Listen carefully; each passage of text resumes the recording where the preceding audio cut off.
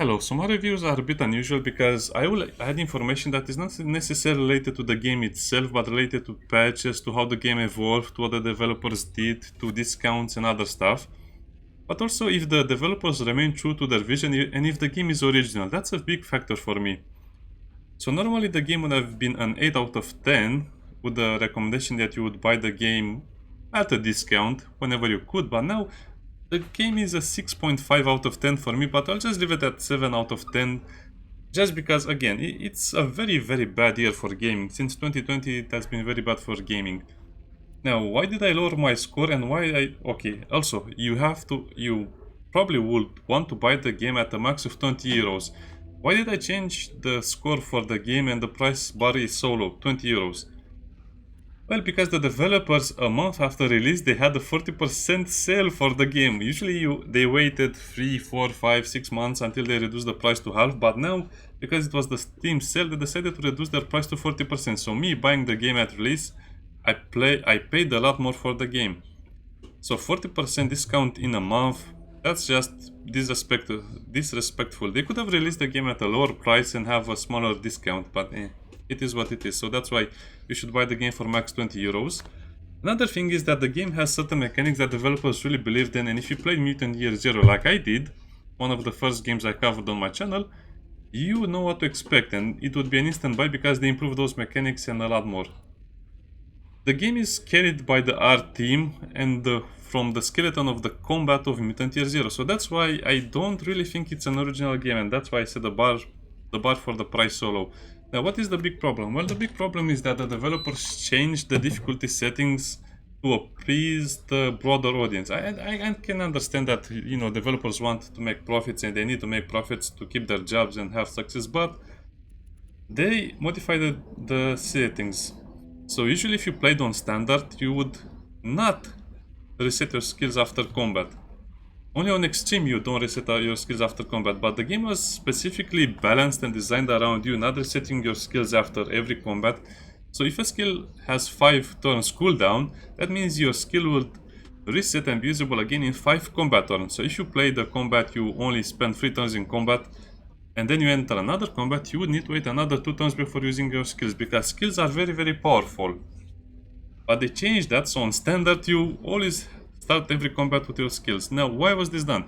Because the game has an interesting loop. The gameplay loop for this game is, you enter a map, the map has, let's say, a group of 10 enemies. Out of those 10 enemies, 3 or 4 enemies move around the map, and you could kill them with silent weapons if you had enough damage and if you use your skills in a very resourceful way.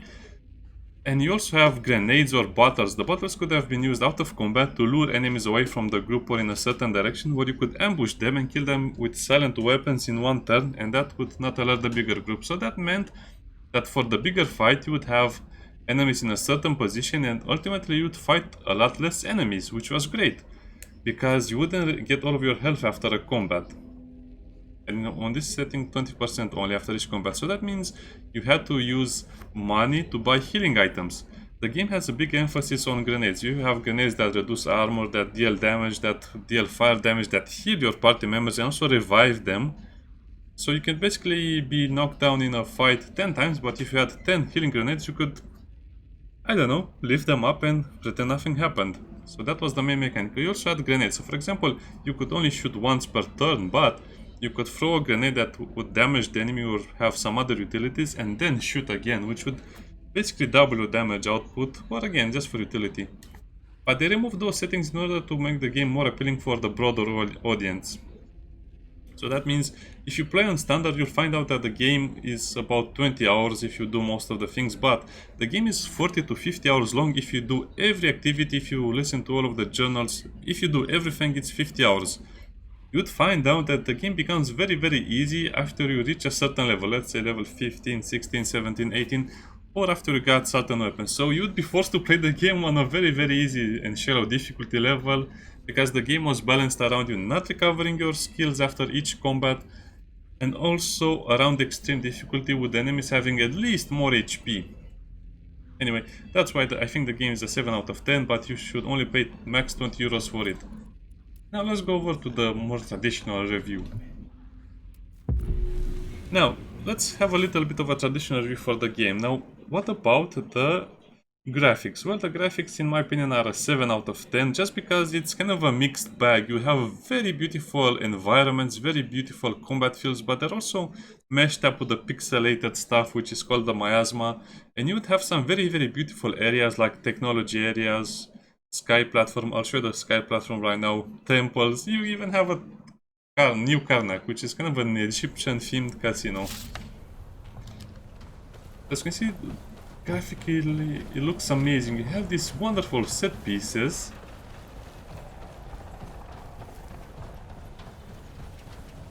And the objective is kind of far away. Sadly, the game basically destroys the map and you cannot visit every location. So, another reason why I choose to lower the score of the game is because there is no end game.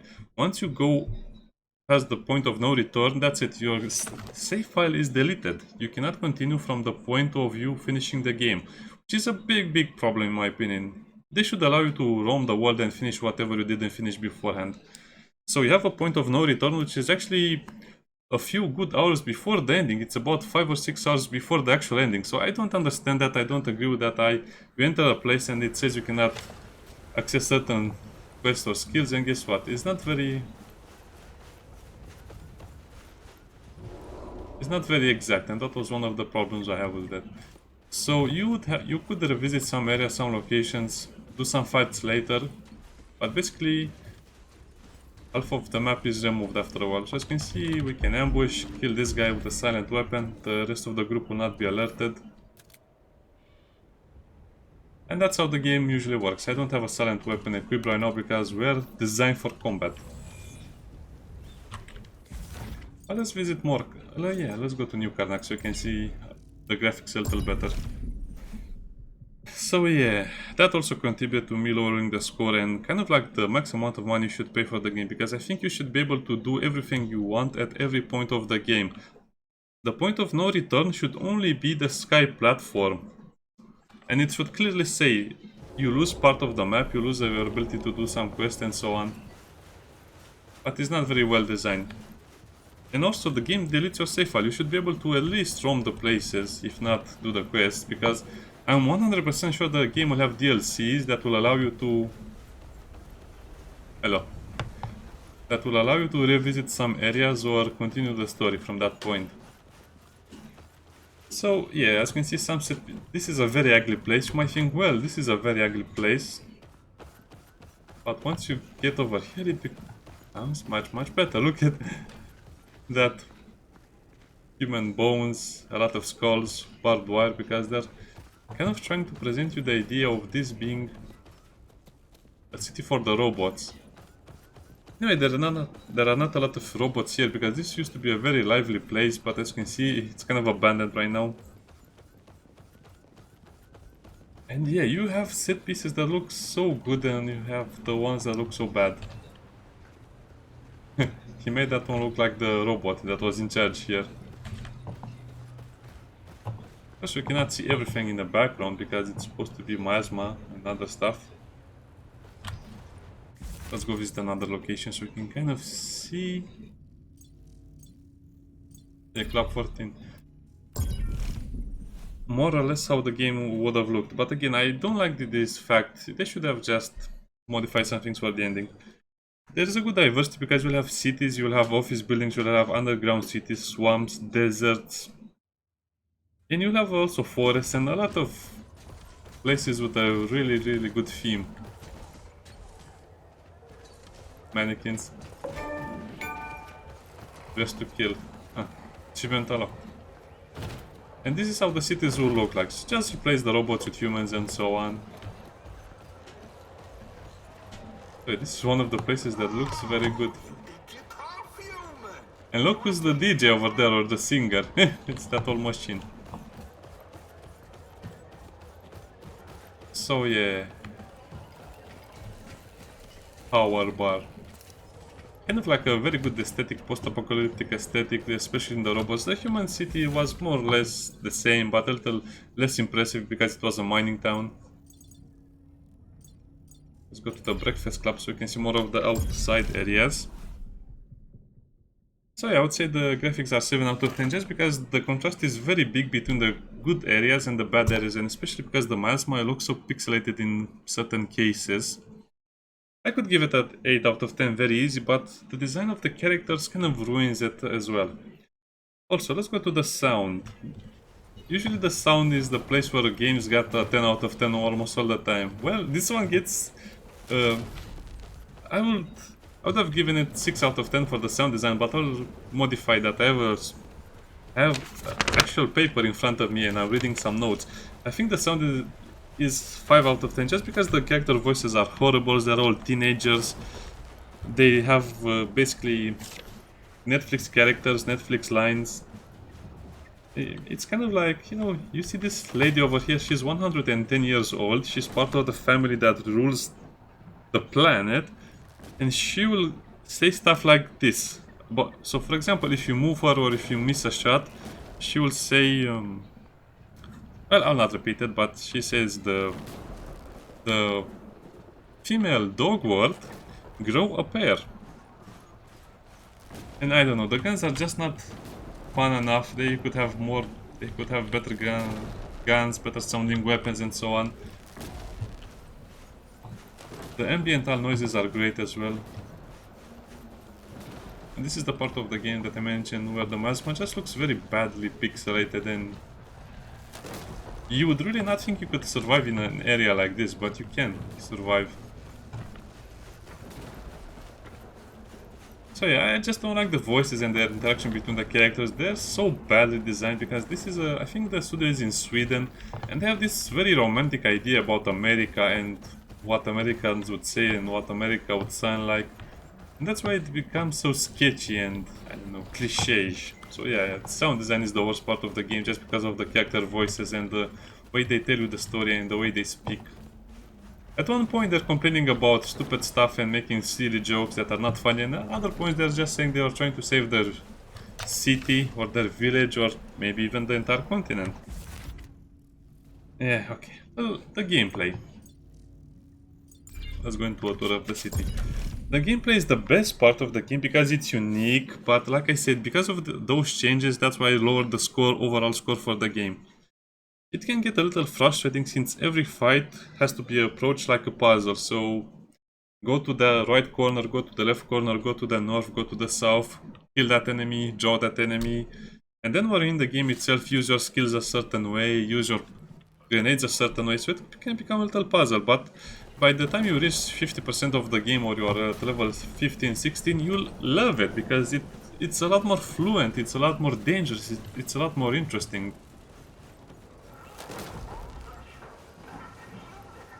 You also have some side characters, you have other ways of gaining more information about the story. But yeah, it's just move in real time and then you can ambush the enemies. That's a real...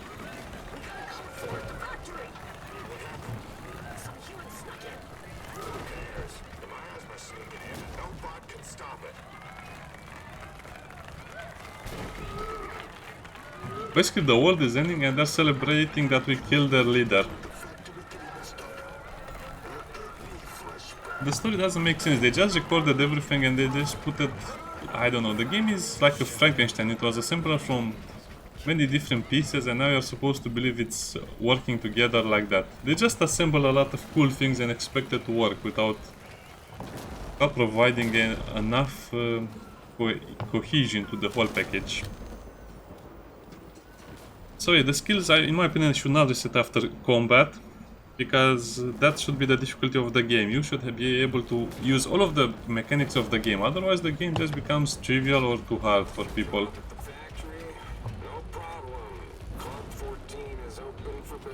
Yeah, but the developers just gave in into the broader audience and the game is easier. It was a mistake. You can also use Overwatch every turn before you could only use it once every 2 turns. It had a cooldown of 1 or 2 turns, I think.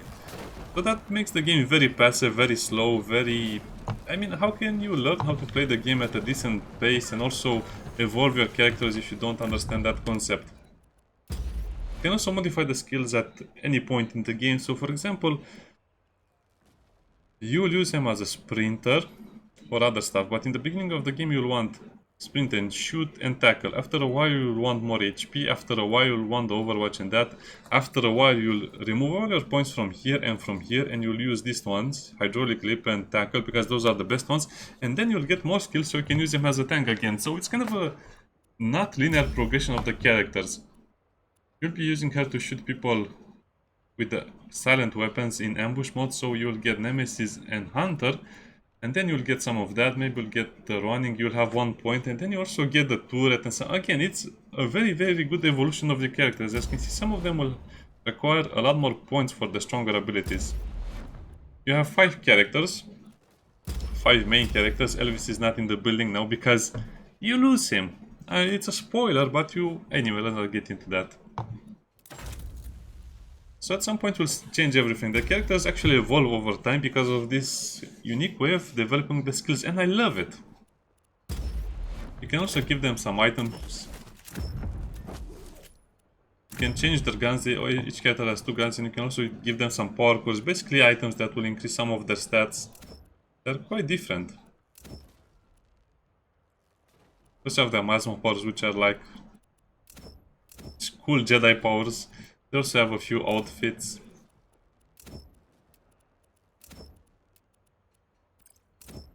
I guess I should reload the game and show you the main character as well.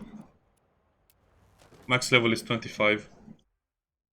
But yeah, I just feel if the developers stuck to their own design and would have improved the game in the direction of actually making the mechanics stand out more instead of just hiding them under the rug, the game would have been a much better product, and I think people would have loved the game as it is. Alpha editor for Jedi Master. The story also borrows heavily from the Jedi lore. The dying place, which is the hospital. Let's also visit over there. The story overall is good. The story in immersion. The story is overall good, but everyone is a teenager. Like I said, it's the same problem as with the sound design. That's why I took points from it. And they even make fun of modern politics, but also use and encourage them, which is kind of weird. Yeah, it's not to the same degree as in other games, and people will appreciate this as well. But this is just the, how should I put it, the very, very romantic version of American patriotism, because this is in America, that you see in so many other games or movies. Again, they don't really engage in modern politics because that's not their style. But at the same time, they encourage some other stuff as well. So yeah, that makes the story seem a little weird sometimes, because you know, it's kind of like Netflix, but kind of like a Korean Netflix, or I don't want to say Japanese Netflix, because Japanese Netflix is even weirder than that. Let's enter this. This is supposed to be the dying place, which is the hospital. They kind of make the characters sound too stupid, but they're actually very smart and resourceful. See, this is again where it looks very bad, but the normal graphics look very nice. The art style looks very nice when it's not all pixelated like that. Dead bodies are everywhere. So if the dialogue wasn't such a clown show, if they would have respected and kept the tone a little somber, the story would have been much more impactful and the atmosphere would have been much better overall.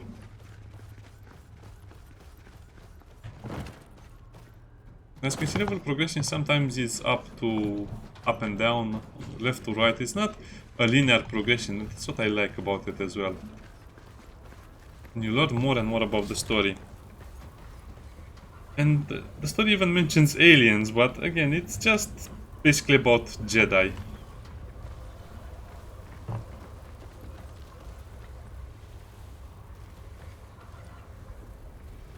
Yeah, the huge enemies that you see over here are not the ones you can fight because they're scaled down, of course. But I just love all of the things. You see huge mechs that are of course part of the set pieces. You see huge miasma zombies like that one that are not really moving, they're just there. By the way, this is all bot bags. I really wish they would have went. Oh yeah, this is a weird mechanic. Some characters will have special interactions which don't really do anything. This also draw enemies like you're throwing a bottle, but again, it just adds a little more to the flavor. I think the developers could have done a lot more with the game. Ah yeah. Only the robot can break boards, the girl can hack. well, get more information about certain events from certain terminals. The boy can speak with robots that are basically lying on the ground and reactivate them just to speak with them a little bit.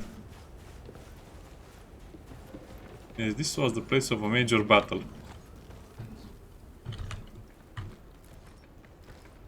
And anyway, that's why I think the game is a 7 out of 10, and you should only buy it for 20 euros, and it can be a lot of fun, but it can also be frustrating at times, and you can also see the... It's not an even game. You'll find areas that look beautiful or amazing. You'll also find some very stereotypical American movie dialogue, cliche villains, cliche teenagers saving the world, stuff like that. Oh yeah, and before I end the review, I just want to show you kind of like the enemies, because I thought that was one of the better parts of the game, the codex. I also have a huge archive of audio logs. Some of them are letters, some of them are audio logs. Treasure, which is a remnant from the other game. My advice is to damage only their unnecessary parts. Then you can train them, and they can still serve our great cause in some way. Professor Singh. Of war.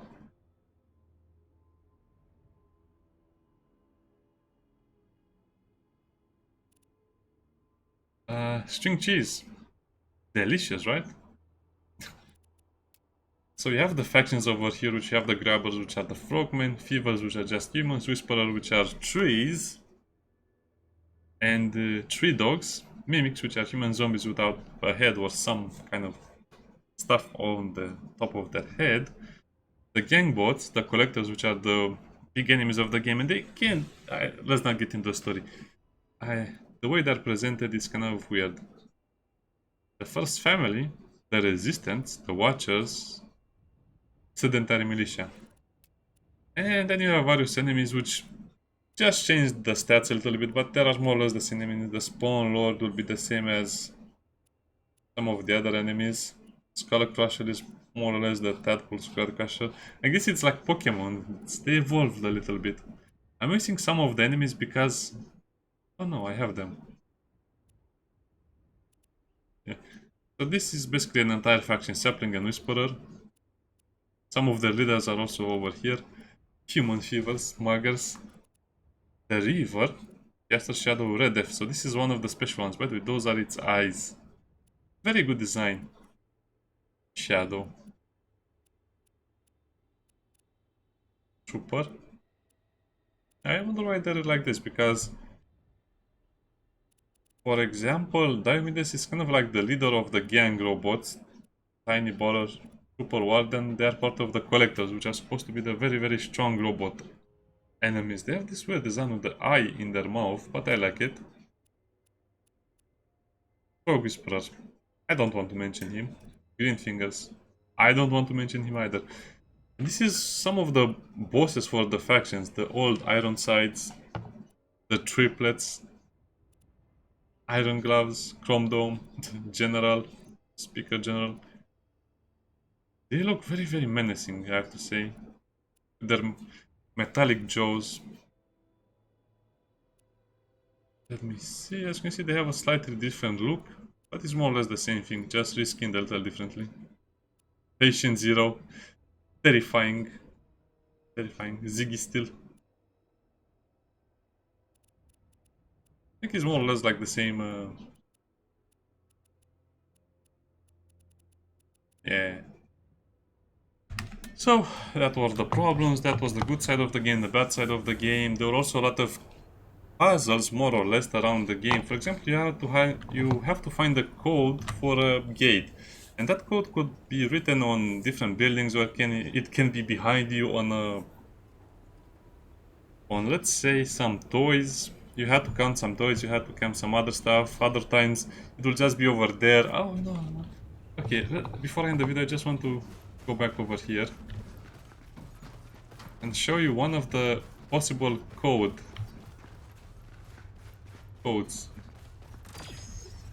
I'm not sure if I can access it. Oh yeah. Okay, this is the code. So as you can see, I open the doors to the loot using my brains.